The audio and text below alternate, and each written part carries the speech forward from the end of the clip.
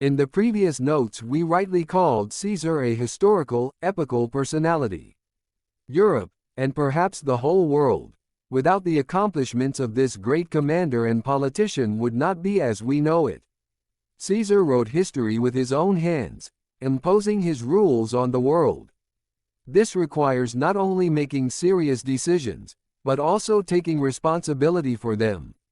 One such momentous decision was crossing the Rubicon, the river that served as the border between Italy and Cisalpine Gaul, which effectively meant declaring war on Rome. Caesar refused to obey the criminal decisions of the Senate and led his loyal soldiers directly to the capital, intending to bring the state out of the political crisis with his own forces. Gaius Julius Caesar, together with a legion of soldiers loyal to him, crossed the northern frontiers of the Republic. This act seemed completely reckless. Caesar finally cut off the way to a peaceful and legal solution to the conflict with the Senate. In Rome itself, Gnaeus Pompey the Great gathered an army of 10 legions, that is, no less than 60,000 soldiers, and remaining in the hands of the Pompeians resources of the treasury allowed to put under the arms of the same number. Moreover, from the history of the Punic Wars we remember that Rome could not take by force even Hannibal. So what did the overconfident Caesar count on? Caesar's 9 legions were in Gaul and could come to the aid of their leader no sooner than in a few weeks, but in the plans of Gaius Julius did not include a full-scale war in Italy. Instead of flooding the Republic of rivers of blood, like Mary or Sulla, he tried with all his might to win the favor of the Roman citizens. Already in Italy, Caesar replenished his army. 2 legions joined at Picena and Corfinia, 2 more were assembled from prisoners, volunteers and recruits. But even such an army did not have to fight desperately for every inch of Roman land. The cities opened their gates to them. Moving inland, Caesar behaved not as a ruthless conqueror, but as a just and magnanimous ruler. He strictly ordered the army not to harm the citizens and their property, refused to ruin rich estates, although he himself after the Gallic campaign was left almost penniless. Caesar realized that he needed the support of all segments of Roman society, from wealthy patricians to the urban plebs. In addition, Caesar declared his friends all those who will take a neutral side, which was in itself an elegant political move. The Romans well remembered that Sulla proscriberovania even those who remained neutral in relation to the struggle Sullans with the followers of Maria. At the same time Caesar did not abandon attempts to negotiate with the Senate. With each new success, he took more and more steps to keep Rome out of civil war. In letters to Cicero, Caesar stated that he was ready to retire if he was guaranteed safety, but even Cicero was powerless before the intolerant dogmatism of the parties, an indispensable companion of revolutions. Fortunately for all, the battle for the capital was not to be fated. Despite the obvious numerical advantage, Gnaeus Pompey and supported him Respublicancy left Rome before the arrival of Caesarians. They believed that the young and undisciplined army is not yet ready to face the veterans of the Gallic campaigns, and transported soldiers across the Adriatic. The Roman fleet, under Pompey's rule, was to isolate Italy, leaving Caesar without supplies and the city itself without a supply of food from Africa and Asia. Following Pompey, many loyal aristocrats left the capital. Unlike Caesar, Pompey adhered to the principle of, "He who is not with us is against us." On March 16, 49, Caesar entered Rome unimpeded. To avoid creating panic, his army encamped in nearby towns. He declared a general amnesty, restored municipal administration and public order. Tribunes convened the Senate. Caesar asked to appoint him dictator, but even in this situation was refused. Denied the Senate and in the request to send ambassadors to Pompey to make peace. However, Caesar without much obstacles was able to seize the state treasury. As noted by historians, only Tribune Lucius Metellus blocked his way, but relented when Caesar noted that he himself would rather strike than threaten anyone. The new ruler of Rome not only began to freely spend the treasury, but also replenished it with military booty. The danger of Italy's food isolation, provoked by Pompey, remained urgent, since Rome depended on supplies of overseas grain. Caesar sent the impetuous Curian to Sicily at the head of 2 legions. Sicily itself was taken without a fight. Cato surrendered the island and fled to Africa. But careless Curian overestimated himself and fell in battle, rushing to pursue Cato. Caesar, meanwhile, continued to consolidate power throughout the country. In order to secure the borders and resume food supplies, he brought troops into Spain, which recognized his authority. In the fall of that year, Caesar finally established himself in Gaul and returned to Rome by December. This time the Senate was more cooperative and declared Gaius dictator. However, already in 48 Caesar resigned this title in favor of the appointment of 1 consuls. Caesar proved that his talents are not limited to military accomplishments. The emerging financial crisis in the country was stopped through the revaluation of debt interest, a ban on debt slavery, and a number of other urgent and successful reforms. At the same time, conservatives insisted on a complete redistribution of wealth and the cessation of debts. Despite his political successes, Pompey remained the sword of Damocles hanging over Caesar's power. A fleet of Pompeians patrolled the Mediterranean, and an army captured the rich Dorichium in the Adriatic. However, all of Pompey's achievements were offset by his own indecision. Thus, Caesar failed in the transportation of his army across the Adriatic. Units were split, the ships were caught in a storm, the soldiers were starving. Pompey did not take advantage of a great chance to put an end to the war, moving the army on sharply weakened enemy legions. Meanwhile, Caesar's supporter, Mark Antony, managed to cross the sea the entire army. Caesar attacked Pompey, but was repulsed. However, the winner once again failed to capitalize on his victory. Against the advice of his commanders, he executed all the prisoners, while Caesar spared the captured enemy soldiers. Caesar's authority in his own army increased tremendously. Morale in the army of Pompey has fallen just as much. The execution of Roman citizens made a depressing impression on the legionaries. Caesar meanwhile retreated safely to Thessaly to give the army a break. Pompey's next decision cost him his life. Instead of going to virtually unprotected Italy and return power in Rome to the Senate and the Republicans, Pompey decided to get even with the enemy and rushed in pursuit of Caesar.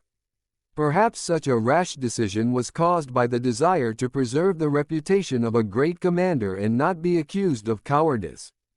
The historical battle was fought at Pharsalus, modern Thessaly. Watching the battle, the aristocracy was amazed at the extreme to which Italy was brought by the vanity of rulers. Recently all of Rome was ready to unite before the threat of Hannibal. And today the best citizens of the country are fighting each other for money and power. Pompey had 48,000 infantry and 7,000 horsemen, Caesar 22,000 and 1,000 respectively. It seemed that the outcome of the battle was predetermined, but Caesar was serious about winning. Legionaries were ordered to spare all surrendered enemies and, among other things, to make every effort to capture the young aristocrat Marcus Brutus. The battle was lost by Pompey.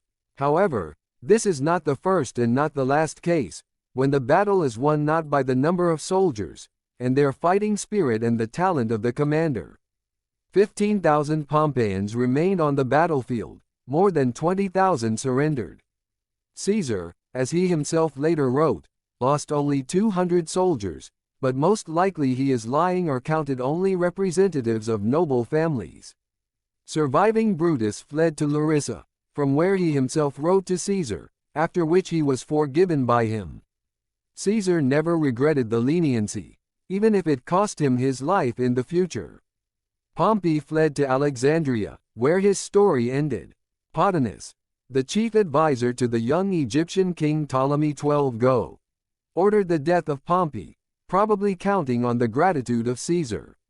When Julius himself arrived in Egypt and was presented with the head of the executed, he only recoiled in horror and wept. The great commander until the last moment was ready to forgive his former friend and sworn enemy.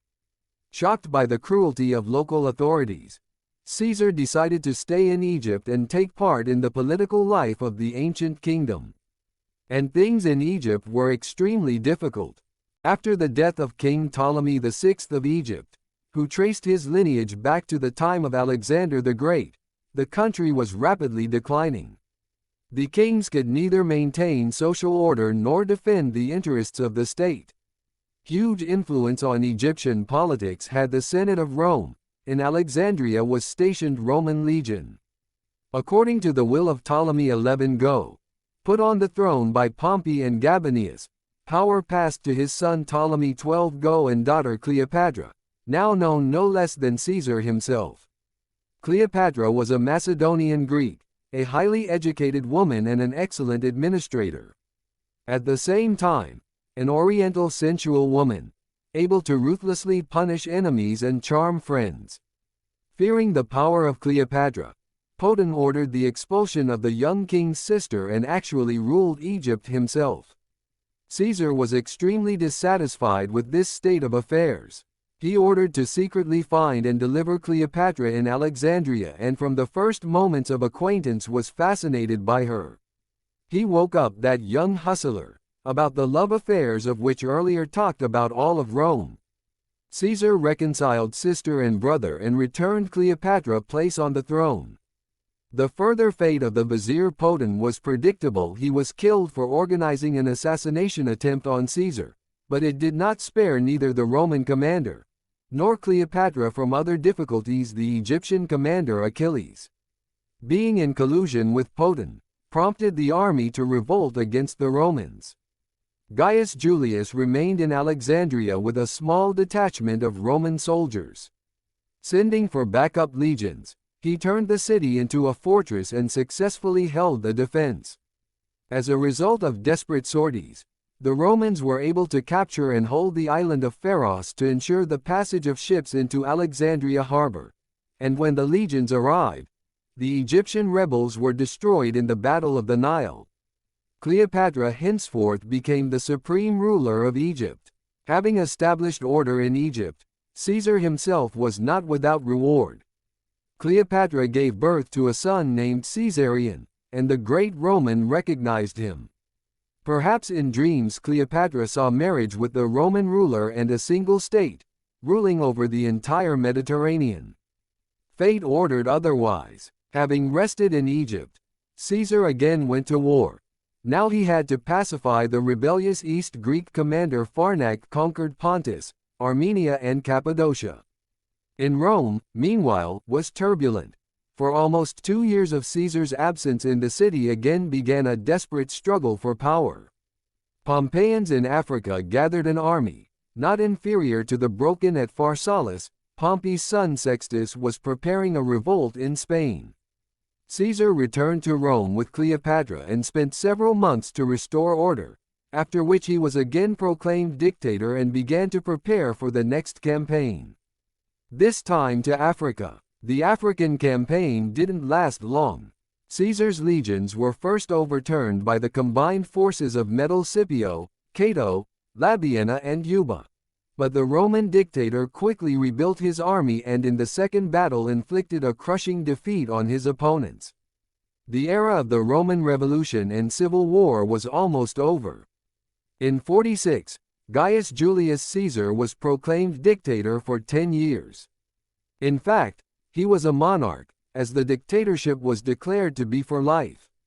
He single-handedly set about rebuilding the state, as he had failed to win the support of the Roman aristocracy. Immediate reforms were necessary. The years of revolution and civil war had ravaged and bankrupted Rome. Caesar took control of the treasury and the priesthood, could make laws and enforce them in the Senate, appoint and depose senators. He expanded the Senate, even inviting the leaders of conquered Gaul. As part of the state and financial reforms under Caesar, a census was conducted, tax, debt and family law were changed. Julius also showed high religious tolerance, remaining the high priest and donating funds for the restoration of temples. he allowed the previously forbidden cult of Isis and supported the Jews in preserving their religion. Under Caesar, a new calendar, the Julian calendar, was created because the old one was seriously at odds with the seasons. But despite effective reforms, Caesar was led down by his most unpopular policy to unite the middle class and plebs and native Romans with yesterday's barbarians. During his political and military career, Caesar conquered more than one summit, displaying his talents as a military leader and reformer. Like Alexander the Great, he did not know how to stop at what he had accomplished. Having built a new Roman kingdom, he dreamed of a campaign against Parthia and Scythia, of exploring the Danube and conquering Germany.